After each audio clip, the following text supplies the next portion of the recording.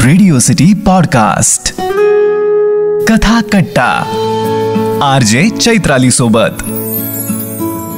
श्रीमंत गरीब असा भेदभाव मैत्रीमध्ये कधीच नसतो. कृष्ण सुदामाच्या गोष्टी ऐकतच तर आपण सगळे मोठे झालोय. लहानपणी एकमेकींच्या हातात हात घालून चालणाऱ्या मैत्रिणी मोठ्या झाल्यावर एकमेकींच्या बँक बॅलन्सकडे बघून कशा काय वागतात देव जाणे. पण मनाची श्रीमंती ही महत्वाची आणि हेच या कथेतून आपल्याला कळतं. ऐकूया चंद्रशेखर गोखले यांनी लिहिलेली ही कथा बालपणीची मैत्रीण. कथा कट्ट्यावर तुम्ही ही कथा ऐकणार आहात माझ्या म्हणजेच चैत्रालीच्या आवाजात. बालपणीची मैत्रीण. कधी नव्हे ते आई घाई करत होती. पाणी लवकर जातं, बाबा लवकर निघतात, आईलाही कामाला बसायचं असतं. त्याच्या आधी केरवारे पूजा पोथी उरकायची असते. हे तसं दोघांच्या सवयीचं होतं आणि त्यासाठी मुलांच्या मागे लागायची गरज नव्हती. पण तरीही आई आज मात्र दोन्ही मुलांना आटपा भरभर आटपा भरभर आटपा असं करत होती. आईला काय झालंय शेवटी मुलांनीच विचारलं. आई, पोह्याची तयारी केलीयस, शेव सुद्धा आणलीयस जाऊन. आई म्हणाली, काही नाही रे पोरांनो, माझी एक बालपणीची मैत्रीण येणार आहे मला भेटायला. कालच तिने तिच्या ड्रायव्हरच्या हाती निरोप धाडला होता. हे बघा, ती या घरात असेपर्यंत माझं सगळं ऐकायचं, कळलं ना? तिच्या समोर वेडेपणा करायचा नाही, शहाण्यासारखं वागायचं. आपल्या 12-13 वर्षांच्या मुलांना आई सांगत होती. त्यात आपलं छोटंसं घर आवरत होती. ठेवणीतली चादर तिने पलंगावर अंथरली.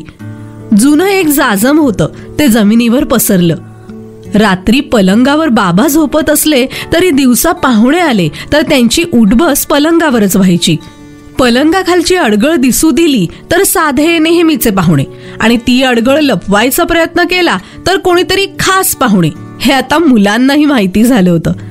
आत्ता सुद्धा आई ती अडगळ लपवायच्या मागे लागली होती. कधी नाही ते तिने स्वयंपाकघराच्या दाराचा मधला पडदाही खाली सोडला होता. पडदा सोडला की मुलांना पडद्याशी खेळायचा ऊत येतो. आत्ता ही मुलं सरसावली तशी आईने घाईने अडवलं. म्हणाली, पाहुणे येऊन जाऊ देत रे, मग काय हवं ते खेळा. मुलं म्हणाली, आई मैत्रीण म्हणतेस ना, मग ते पाहुणे कसे? आई स्वतःशीच हसली. म्हणाली, जोपर्यंत तिला प्रत्यक्ष समोर बघत नाही ना तोपर्यंत पाहुणेच. भले माझी ती बालपणीची मैत्रीण असेल, पण आज आम्ही 20 वर्षांनी भेटणार आहोत.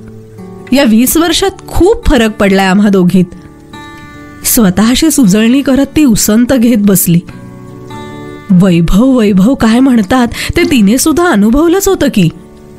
ऐसपैस बंगला होता, नोकरचाकर होते, स्वयंपाकाला 2-2 स्वयंपाकी होते. पण धाकट्या दिराने दगा दिला आणि 2च महिन्यात होत्याचं नव्हतं झालं.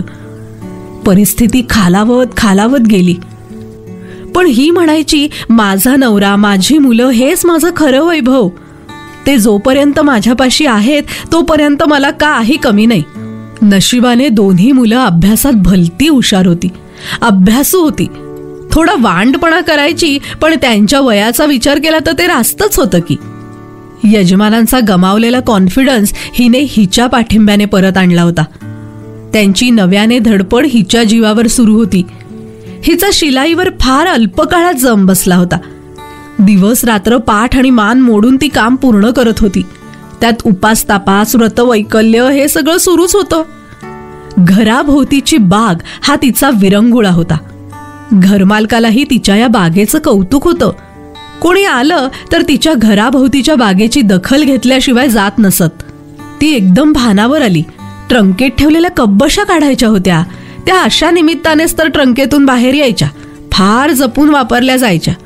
पण हिने बघितलं तर मुलांनी ऑलरेडी कब्बशा जपून काढून ठेवल्या होत्या.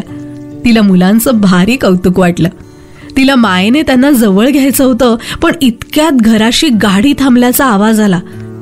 ती बाहेर जाईपर्यंत शोभना, तिची मैत्रीण आणि तिची मुलगी योहा गाडीतून उतरतच होत्या. ड्रायव्हरने फळांची करंडी काढली. तिला आपले जुने दिवस आठवले. दिवाळी दसऱ्याच्या निमित्ताने अशा डझनावरी करंड्या हिच्या घरून रवाना व्हायच्या. हिने आपल्या मुलांना कधी या श्रीमंतीच्या गोष्टी सांगितल्या नव्हत्या. फळांची टोकरी बघून मुलं हरखून गेली. शोभनाचं सुप्त समाधान झालं. ही म्हणाली, अगं कशाला आणलंस इतकं? शोभना म्हणाली, इतक्या वर्षांनी भेटतोय, रिकाम्या हाताने कसं यायचं?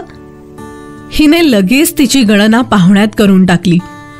मैत्रीण म्हणून भेटायला आली असती तर आल्या आल्या गळा भेट घेतली असती, फळाच्या करंडीने असे हात भरले नसते. पाहुण्यात गणना झाल्यावर तिच्याकडून काही अपेक्षाच राहिल्या नाहीत.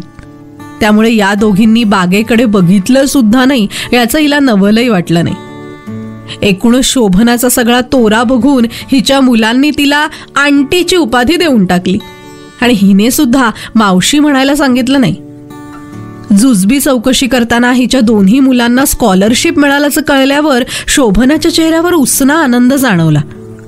तिची मुलगी सुद्धा कसला तरी महागडा कोर्स करत होती. योहा या मुलांपेक्षा मोठी होती, पण जरा जास्त मोकळी होती. शोभनाने हिचं गतवैभव आठवून गळा काढायचा प्रयत्न केला, पण हिने तो शिताफ हिने थोपवला. गप्पा रंगायचा प्रश्नच नव्हता, पण संवादही प्रयत्नपूर्वक सुरू ठेवावा लागत होता. शोभनाच्या श्रीमंतीचे किस्से ऐकताना मुलं जरा रंगून जात होती, पण ती पण जरुरी पुरतं होला हो करत होती. पण तरी झालं काय, जुन्या वाडीतलं घर, 24 तास घर व्हरांडा उघडा आणि इतकं भल्या मोठ्या गाडीतून कोण आलंय याची उत्सुकता शेजारच्यांना होतीच. कारण नागवेकर सोडले तर गाडीवाले पाहुणे या घराला माहीतच नव्हते. मग या ना त्या बहाण्याने बायकांची ये जा सुरू झाली.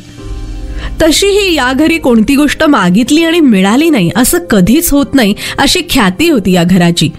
बायका हक्कानं मागायला यायच्या आणि ही सुद्धा सढळ हाताने द्यायची. आत्ता सुद्धा शोभनासमोर जठारबाई आली. नंदूची आई, जरा दूध मिळेल का हो? अहो 2दा तापवलं तरी दूध नसलं. हिने सुद्धा आढेवेढे न घेता तिने आणलेल्या भांड्यात दूध दिलं. मग कोणी विरजण मागायला आलं, कोणी पिंपातले एक बादली पाणी मागायला आलं, कोणी इस्त्री मागायला आलं, तर कोणी शिलाईचे कपडे न्यायला. येतच राहिलं. शोभनाला कळून चुकलं हिची खूपच सामान्य परिस्थिती झालीय. जाताना मुलांच्या हातात 1000 रुपये ठेवायचं हिने ठरवून टाकलं. त्या मानानं योहा खूप मोकळी होती. तिला हे माणसांचं येणं जाणं खूप आवडलं होतं. ती म्हणाली, मामा आपल्याकडे कोणीच असं येत नाही. पार्टीला लोक जमतात पण असे येत नाहीत. शोभना आपल्या मुलीच्या बोलण्याने सुखावली. तेवढ्यात हिने पोहे करायला घेतले आणि त्याच्या घमघमाटाने तर वातावरणच बदलून गेलं. अमेझिंग अमेझिंग करत योहा वेडीच झाली. आंटी काय करतेयस असं करत ती स्वयंपाकघरात शिरली. तिच्यामुळे शोभनालाही तिच्या इवल्याशा स्वयंपाकघरात शिरता आलं. तिचं स्वयंपाकघर ते कसलं, त्यातच छोटीशी मोरी, एक कपाट, देव्हारा, देव्हाऱ्यातले देव हे बघून योहा नकळत म्हणून गेली, हाव प्रिटी, आणि इतकी सगळी फ्लावर्स कुठून आणलीस तू? तिला हसायलाच आलं. म्हणाली, अगं बाहेर बघ ना बाग कशी फुललीये. बाग बघायला योहा बाहेर गेली आणि शोभनाला जाणवलं आपण समजत होतो तशी ही बिचारी दिसत नाहीये. तिला असूयाच वाटली आयशो आरामात राहून सुद्धा. आपण मनात दडलेली असुरक्षितता काढून टाकू शकलो नाही आणि ही बघा कुठल्या कुठे भिरकावली गेली. पण नवऱ्याचा हात घट्ट धरून ती उभी आहे. इतकंच नाही तर नवऱ्यालाही तिने ठाम केलाय. ही पोह्याचे डिशेस भरत असताना 3-4 आले. कोणी वहिनी म्हणतंय, कोणी ताई म्हणतंय, कोणी मावशी म्हणतंय, हक्काने पोह्यांची मागणी करतंय.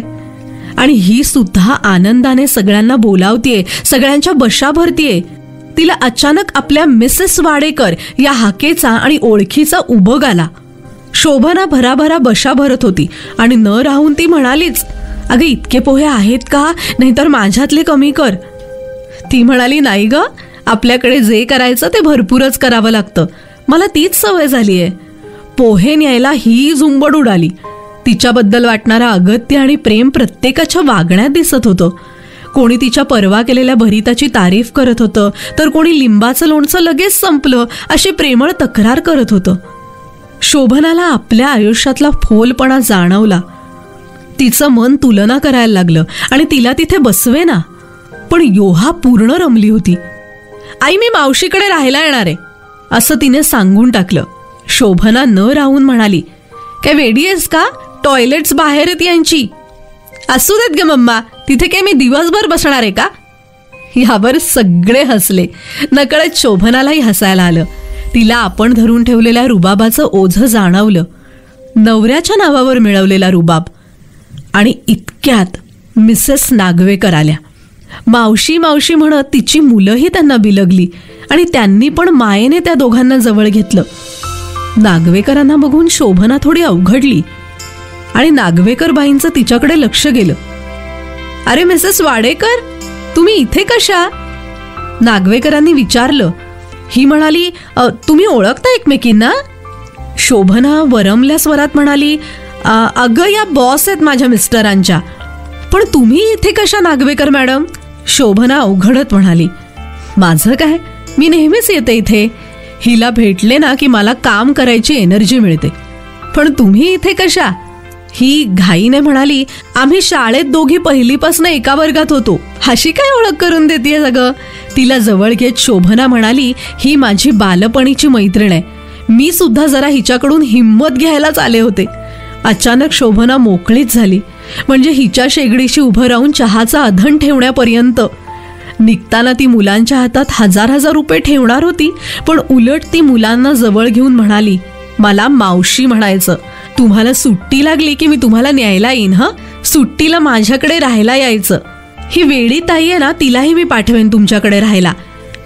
निरोप घेताना तिला खरंच खूप जड झालं. नक्की ये नक्की ये असं करत ती निघाली. निघताना आवर्जून बागेत शिरली. नागवेकर मुलांबरोबर पोहे खात गप्पा मारण्यात रमलेल्या. ही या दोघींच्या पाठी होती आणि याची त्या मायलेकींना कल्पनाच नव्हती. योहा म्हणत होती, काय मम्मा रब्बिश, तू तर म्हणत होती चल तुला पुअर माणसाचं घर दाखवते. मावशीचं घर स्मॉल आहे, पण ती पुअर नक्कीच नाहीये मम्मा. बालपणीची मैत्रीण ही चंद्रशेखर गोखले यांनी लिहिलेली कथा आता आपण ऐकत होतो कथा कट्ट्यावर. आणि तुम्ही ही कथा ऐकलीत माझ्या म्हणजेच चैत्रालीच्या आवाजात. रेडिओ सिटी पॉडकास्ट कथा कट्टा RJ चैत्राली सोबत.